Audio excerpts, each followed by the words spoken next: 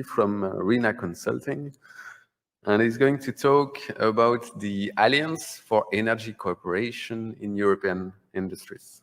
Francesco.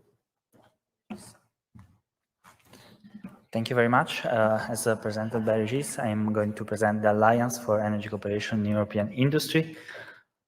First of all, what is it and how it's formed? This alliance, it's a collaboration among 5 European projects by START, which are namely Embers, Incubus, RACES, SOWOT, and Sparks. Together, they put together 64 unique partners for about 15 million euro in funding and 10 European countries. In this slide, you can see more or less that the focus is on thermal energy first, but not only, and objectives are to reduce energy costs, reduce CO2 emission, and have a more sustainable and efficient energy. You can see the focus of the project. You have an information about the website. I won't spend too much time in detailing what is doing every project specifically. I will say a few words about the different projects later on, but I would like to focus on why this alliance. First of all, the why is that the potential for energy cooperation and waste heat recovery is huge and largely untapped in Europe. Energy represents up to the 20% of total production cost for energy-intensive industry, and even more in some sectors, not all, of course. Despite this, there is a significant amount of energy which is still lost, not recovered, and wasted, as said, that can be employed in ways and has this potential also for decarbonizing EU in different ways.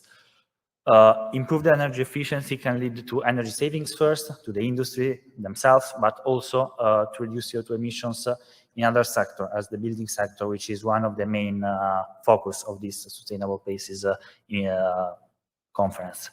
So the objective of this alliance are to enhance the collaboration, boosting energy efficiency in Europe. We want to maximize the impact of different projects by collaborating again, and industrial symbiosis and waste heat can be put forward as one way to work on this direction.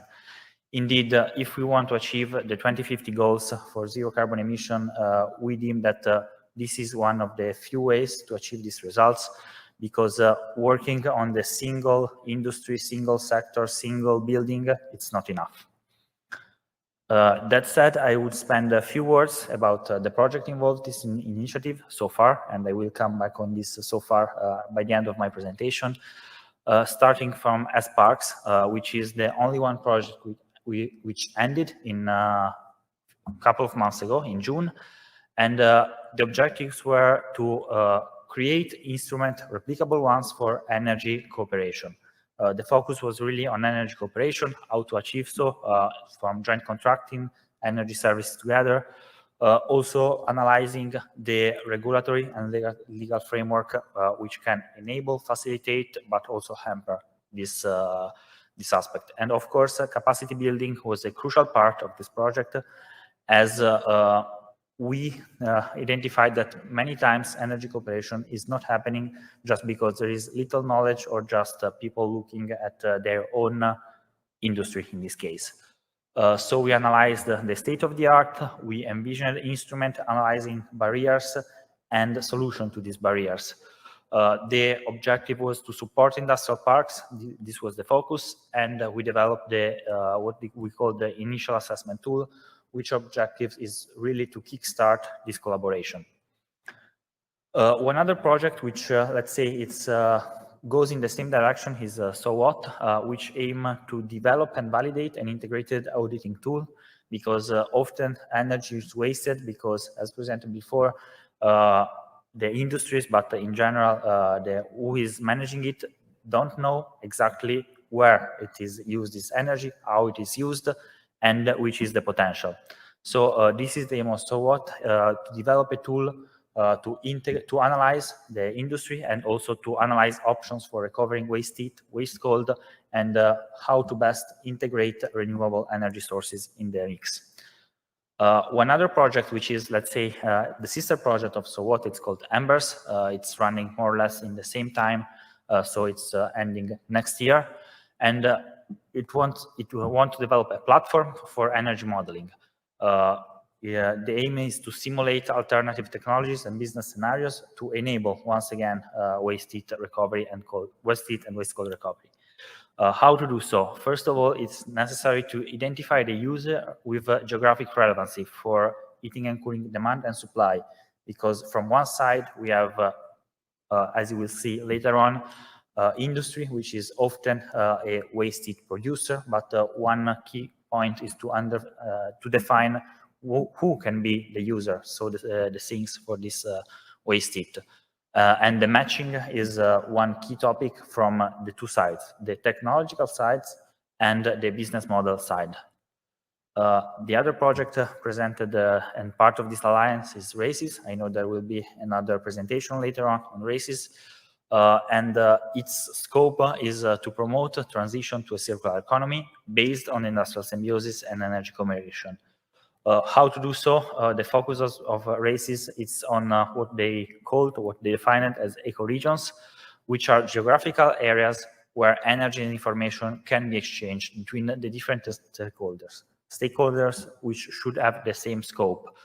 And how to do so? Again, they develop different tools for different scopes, namely the self-assessment tool to kickstart this kind of symbiosis, the legal decision and support tool to analyze the framework and to understand better how it is done, and an energy management platform. Then Incubis focus again on energy symbiosis, and I would like to say that somehow it's a successor of Sparks. It tackles the similar problem, or meaning which is why energy symbiosis is not happening. We saw many examples of energy symbiosis working, many examples of energy symbiosis not working, and the barriers are often the same, meaning high risk of the project in the development phase, low risk tolerance for investment in waste and byproducts, and most of all, lack of skills and capacity to properly manage these risks. Therefore, the solution proposed by Incubis is the energy symbiosis incubator, which is an intermediary that can overcome barrier, manage risk, present solution, and from many different perspectives. Once again, when we are talking about energy symbiosis and the collaboration overall, let's say the problems are never only technological, only legal, only informational, but there is a mix of problems and a mix of solutions to these results. I want to present now few use cases, let's say, from this project, some interesting use case. One of these is coming from Sparks and is focusing on Chemie Park Linz, which is an industrial park in Linz, a chemical park, and they have a ton of waste heat. Specifically, the problem was double. From one side, heat was not used, and therefore energy was not used. But from the other side, one other problem is that the river Danube was used, as often happens, to cool down some heat. And of course, they comply to regulation, which doesn't allow to heat up the Danube River up to 50 degrees or something like that. So they also faced problems with the production just because they didn't have enough cooling power. And the solution that we are proposing is to link with this waste heat with the existing district heating in Linz city via heating, of course, but also heat-to-cold technology to solve the summer problem where they couldn't cool down the heat and they need some sink for that. So heat-to-cold technology could be a solution for that. In this case, discussions are ongoing. We don't know if finally this will be implemented. It was a CSA, so not a project where it was supposed to happen, but this is what they are studying. One other example is Imerys Graphite and Carbon, which is located in Belgium. And what they want to do is to make their business more sustainable, but also more future-proof, because we know that industry are delocalizing out of Europe sometimes and so on. But in the moment that infrastructure is there, there is a business model also not just focused on the production, but even to other sources of of financing and on money, it's an incentive to stay where they are and to continue the production. So different options are being analyzed: the electricity production from waste heat, carbon valorization in other chemicals, and so on. Just because here cooperation is key. This is again one industrial site, but it's the objective is not to look just at the site, but at something more. As another example, it's the park in Greece, the industrial zone, where they discovered, let's say, of course, part of the project, but they had heat sources and heat sinks. And basically what it happened is that they didn't spoke enough one to each other. So they didn't discover what was the potential and what was the opportunity for them. Therefore, in this case, the economic feasibility of the project is ongoing, but the potential is for sure high. And in this case, for example, its storage requirements are being analyzed, just because having a source of waste heat in this case and a sink of waste heat it doesn't mean that it's feasible, because there can be time discrepancies that prevent the project to be developed. This example comes from RACES. It's about the ecoregion, and again, the feasibility study is underway, but it looks like there is the potential for linking a cartiera, which is a paper mill, with the district heating network. In this case, again, we do already have the two infrastructure on place. We do have the paper mill, we do have the district heating, and cooperation among the two is what is going to happen, hopefully, just to a mutual benefit, because in the end, what should happen is that the district heating will pay for the heat, and in the end, the paper mill we won't have to cool down the heat somewhere in some other way.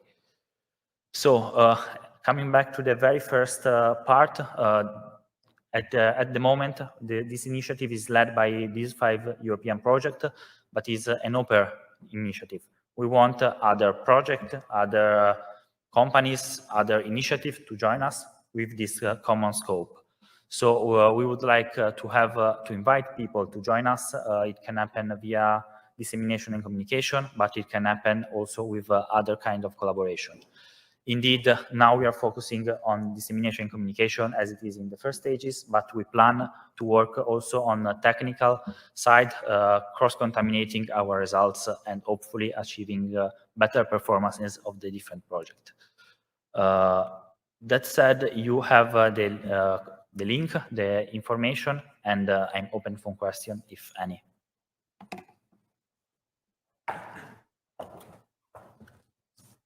Thank you very much, Francesco. I have maybe one question for you.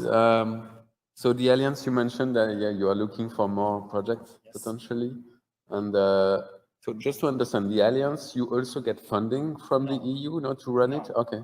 So you are based on membership, maybe? Yes, exactly. Yes, in this moment, it is 5 ongoing projects, 4 ongoing projects and 1 finished project. And the idea is that we are willing to have other partners that by themselves want to collaborate. In this moment, we are in the very initial phases, so we don't ask for membership, we don't ask for sponsorship. Of course, we are counting on running projects that wants to collaborate. So basically, it's part of the activity of the project from one side. But of course, we think that we can have other projects that can be generated, other opportunities. And therefore, in this moment, it's a very open initiative to anyone who wish to participate. Thanks. Okay.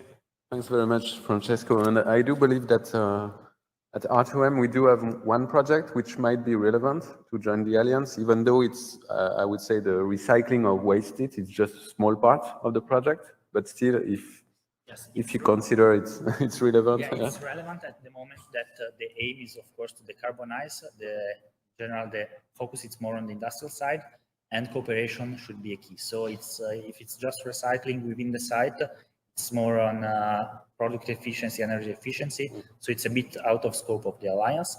But whenever cooperation is an option, then we are more than welcome to if you join us. Thanks very much again, and we might be in touch then.